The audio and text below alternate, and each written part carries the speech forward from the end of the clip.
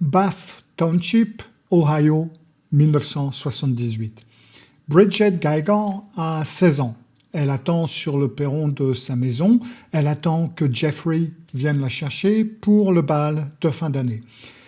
En fait, elle n'a pas vraiment envie d'aller avec lui. Elle ne lui a même pas dit oui de bon cœur.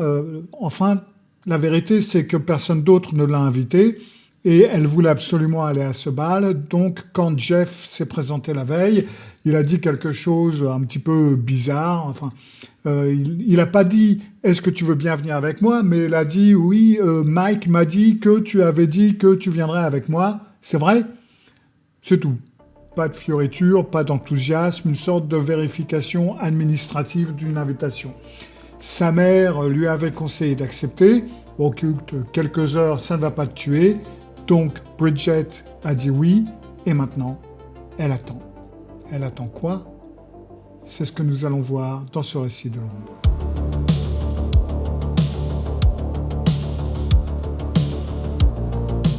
Avant de commencer, si vous n'êtes pas encore abonné, abonnez-vous.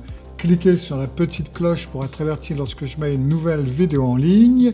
Et puis surtout, si vous aimez l'histoire, mettez un petit pouce bleu et n'hésitez pas à partager et à commenter sans spoiler pour que tout le monde puisse bénéficier de l'histoire.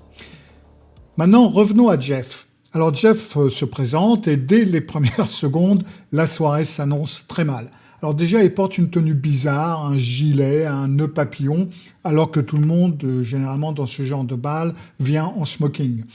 Lui, non. Elle est bien habillée et donc leur tenue ne s'accorde pas. Et pour une fille de 16 ans qui attendait une belle soirée, c'est un très mauvais départ. Mais c'est pas le pire. Le pire, c'est ce qui se passe avec la fleur. Vous savez, la fleur qu'on met à la boutonnière, que les femmes ont à la boutonnière dans ce genre de bal, aux États-Unis en tout cas. Alors Jeffrey tient la fleur, ses mains tremblent, il les regarde, il approche l'épingle, il recule, il a peur de la piquer, il a peur de la toucher, ses doigts refusent d'obéir. À la fin, la mère de Bridget en a ras-le-bol, elle sort de la maison, elle prend la fleur des mains de Jeff, elle l'épingle sur la robe de sa fille sans un mot, et puis elle les prend en photo, et les deux jeunes gens se tiennent raides devant la maison, côte à côte, sans se regarder, sans se toucher. On dirait deux parfaits inconnus dans une salle d'attente quelconque. Puis, ils montent en voiture et ils partent. Au lycée River, la salle est pleine. La musique joue, la fête passe en plein, les adolescents dansent, rient, se retrouvent, et Bridget voudrait bien rejoindre ses amis sur la piste de danse. Elle voudrait que la soirée prenne une autre tournure, mais elle reste avec Jeffrey, par politesse. Elle s'attend aussi un petit peu à ce qu'il l'invite à danser. Et lui, Jeffrey, il souffre à chaque instant de cette soirée. Cette foule l'oppresse, ce bruit l'étouffe. Il est là, il est debout, il est crispé, il est absent. Bridget lui propose d'aller s'asseoir au buffet, de grignoter quelque chose. Jeff accepte avec un soulagement qu'il ne cherche même pas à dissimuler. Ils s'éloignent de la piste, ils arrivent à la table. Jeff avance la chaise de Bridget, il l'aide à s'installer. C'est courtois, presque délicat. Et puis il se lève et il s'en va. Aux toilettes, se dit Bridget. Donc elle attend. 1 minute. 5 minutes. Et le temps passe. Ça ne peut pas être les toilettes. Elle se lève, elle fait le tour de la salle, elle cherche Jeff sur la piste, dans les couloirs, dans les recoins. Rien. Donc elle sort. Le parc de stationnement est là. Elle cherche la voiture des yeux pour le cas où il serait parti sans rien dire. Mais non, la voiture est là. Elle se retourne et là, sur le trottoir, elle le voit. Jeff est assis par terre devant un McDonald's voisin et il mange des cheeseburgers. Il a des sacs en papier à côté de lui. Il lève les yeux, il la voit et il lui explique qu'il avait faim et qu'il était trop nerveux pour manger devant elle pendant le dîner. Il avait voulu faire un aller-retour rapide, acheter des cheeseburgers, les manger et puis revenir s'asseoir avec elle, mais en revenant, on ne l'avait pas laissé rentrer dans la salle, donc du coup, il avait décidé d'attendre qu'elle sorte. Et maintenant qu'elle était sortie, elle ne pouvait plus rentrer non plus. Donc la soirée, la soirée, elle est terminée. Il la raccompagne chez elle.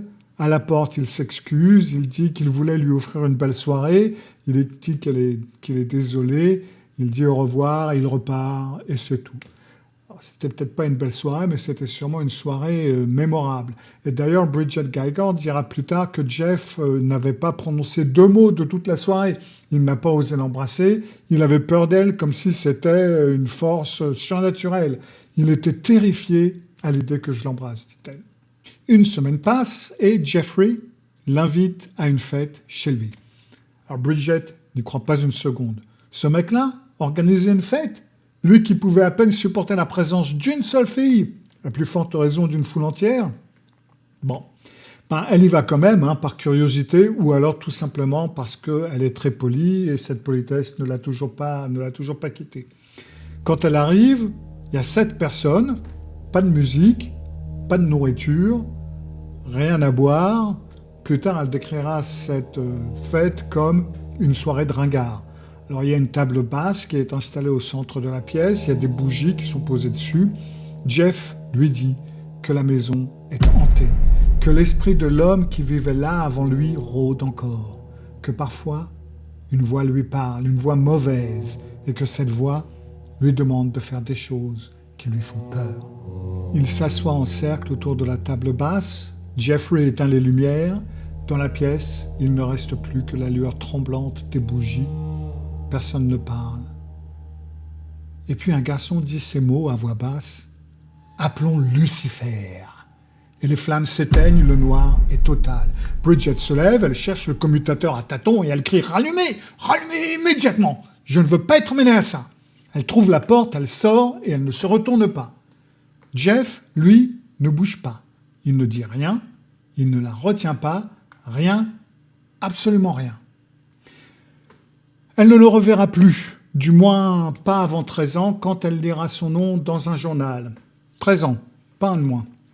C'est le 22 juillet 1991, Milwaukee, Wisconsin, 23h30. Une voiture de patrouille avance lentement dans la nuit, North 25th Street. Les 2 policiers, Robert Routh et Rolf Mueller, aperçoivent un homme qui court vers eux. L'homme est torse nu, il a les bras tendus devant lui et une menotte qui pendouille au poignet gauche. Il s'arrête. L'homme s'appelle Tracy Edwards. Il a 32 ans, il les regarde et il vient de frôler la mort. Il leur dit qu'un homme le retenait dans son appartement, qu'il a menacé de le tuer et de lui manger le cœur, qu'il a attendu 4 heures à chercher son moment. Et quand ce moment est venu, il l'a frappé. Son poing dans la figure de l'homme a vacillé et Tracy Edwards a couru jusqu'à la porte. Les policiers le suivent jusqu'à l'appartement, il frappe, la porte s'ouvre, un grand homme se présente, il dit s'appeler Jeffrey. Il explique, calme, presque détaché, qu'il y a un malentendu, que Tracy est son ami, qu'il ne comprend pas du tout ce qu'il lui a appris. Il est convaincant.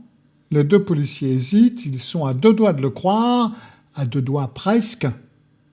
Lorsque l'un des 2 agents jette un coup d'œil par-dessus l'épaule de Jeffrey, sur la table basse du salon, il y a des photographies qui représentent des corps, des membres, du démembrement. Quelqu'un a pris ces clichés pour les regarder, pour les garder. Il l'arrête et il fouille l'appartement. Ce qu'il découvre les laisse sans voix. Sur la table basse, il y a les photographies, plus de 70 clichés Polaroid, des hommes nus, des corps à différents stades de démembrement, des troncs, des têtes séparées. Dans le réfrigérateur, il y a 4 têtes humaines. Dans le congélateur, d'autres restent dans des sacs plastiques. Dans la chambre, un fût de 215 litres et à l'intérieur, plusieurs corps en décomposition dans des produits chimiques. Dans un coin du bureau, il y a 2 crânes. Dans une bouilloire, ce que les légistes identifieront comme des mains et un organe génital masculin. Dans un classeur, un crâne préservé, des organes génitaux conservés dans le formol. Les policiers travailleront plusieurs heures. Le médecin légiste en chef, avant de quitter les lieux, dira « On avait plus l'impression de démanteler le musée d'un collectionneur que d'examiner un lieu de crime ». 11 victimes seront identifiées dans cet appartement, tous des hommes, tous des jeunes, la plupart des Noirs. L'immeuble est bondé, il y a des dizaines de locataires qui vivent là depuis des mois, certains depuis des années, qui se plaignaient d'ailleurs depuis longtemps d'une odeur pestilentielle qui provenait de l'appartement du fond. Jeffrey leur avait tout expliqué, c'était de la viande avariée, un problème de réfrigérateur, des ennuis de plomberie, et tout le monde l'avait cru. Car ce Jeffrey, le cavalier de Bridget Geiger au bal du lycée Revere, n'était autre que Jeffrey Dahmer, vous l'avez deviné, le cannibale de Milwaukee, l'homme qui assassina 17 personnes entre 1978 et 1991. Quelques jours à peine après que cette fameuse photo fut prise devant la maison de Bridget, le 18 juin 1978, Jeffrey commit son premier meurtre, un autostoppeur, un certain Stephen Hicks, 18 ans, qu'il avait ramené chez lui pour boire quelques bières. Hicks voulait repartir, Jeffrey ne voulait pas qu'il parte, alors il l'a tué à coups d'haltère, puis il a dépecé le corps au marteau et il a éparpillé les morceaux dans le jardin. 13 ans plus tard, des fouilles dans les bois retrouveront plus de 500 fragments d'os. Jeffrey Dahmer fut condamné à 15 peines d'emprisonnement à vie. Il fut tué le 28 novembre 1994 par un co-détenu, Christopher Scarver, dans la prison de Portage, dans le Wisconsin. Bridget Geiger lut son nom dans le journal en 1991 et elle reconnut le garçon au gilet et aux nœuds papillons, celui qui tremblait trop fort pour épingler une fleur sur une robe, celui qui s'était assis seul sur un trottoir pour manger des cheeseburgers, celui qui, quelques jours après le bal, avait éteint les lumières pour appeler Lucifer et qui n'avait pas réagi. Si on se contente de l'histoire que je viens de raconter, donc de Bridget Geiger, en fin de compte, elle révèle pas mal de choses sur Jeffrey Dahmer déjà. Derrière cet adolescent maladroit, derrière ce cavalier désastreux, il y a des signes cliniques d'un trouble profond de la personnalité qui était déjà là et qui était déjà lisible pour qui savait les voir, bien entendu. Le diagnostic qui a été retenu lors de son procès en 1992 combinait un trouble de la personnalité borderline, un trouble schizotypique de la personnalité et un trouble paraphilique. Ces trois entités, telles que définies par le DSM, se recoupent et s'alimentent l'une et l'autre. Le trouble schizotypique se manifeste entre autres par une pensée magique, un isolement social marqué, une méfiance diffuse et des comportements excentriques. On retrouve précisément tout cela dans le récit de Bridget, l'incapacité à interagir normalement, la rigidité comportementale, la séance de spiritisme ratée en quelque sorte, la croyance en des forces qui lui parlent et qui lui commandent des actes. Mais c'est peut-être la notion de détachement affectif au sens clinique qui frappe le plus dans cette histoire. Lorsque Bridget Geiger prend peur et fuit dans le noir, Jeffrey ne réagit pas. Aucune empathie, aucune réponse émotionnelle, rien.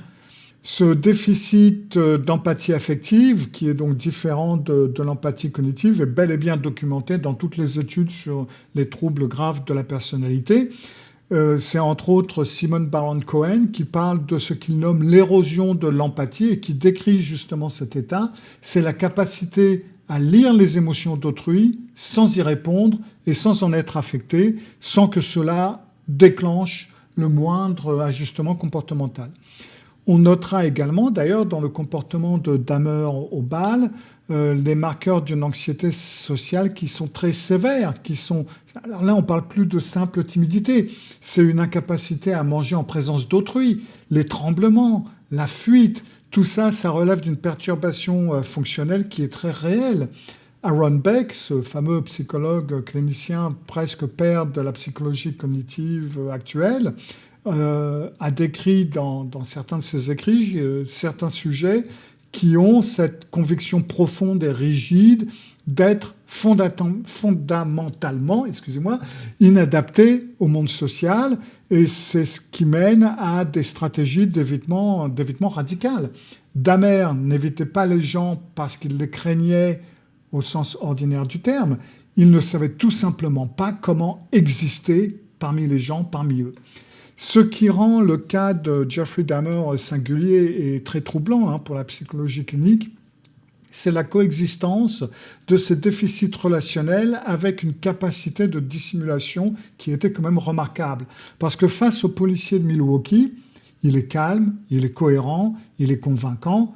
Alors, je n'ai pas raconté là toute l'histoire de Jeffrey Dahmer, il y a la série Netflix qui l'a déjà fait, mais dans plusieurs de ces cas, il agit de sang-froid. Et cette dissociation entre le vide intérieur et la façade sociale qu'il a construite est caractéristique de ce que l'on décrit comme un fonctionnement en mode instrumental. L'autre n'existe pas, il n'existe pas en tant que sujet, mais en tant qu'obstacle ou en tant que ressource. Il est ou à neutraliser ou à utiliser, ça va dépendre des circonstances. Jeffrey Dahmer n'était pas fou au sens juridique du terme, il était parfaitement conscient, il savait parfaitement ce qu'il faisait. Le jury l'a d'ailleurs déclaré saint d'esprit. Il était plus difficile à cerner, c'était un être dont le monde intérieur s'était construit sans la présence réelle d'autrui et qui avait fini donc par agir en conséquence. Faites bien attention avec qui vous allez au bal, souvenez-vous des récits de l'ombre et je vous retrouve bientôt pour une autre histoire. Merci de m'avoir écouté et de m'avoir regardé. À bientôt. Au revoir.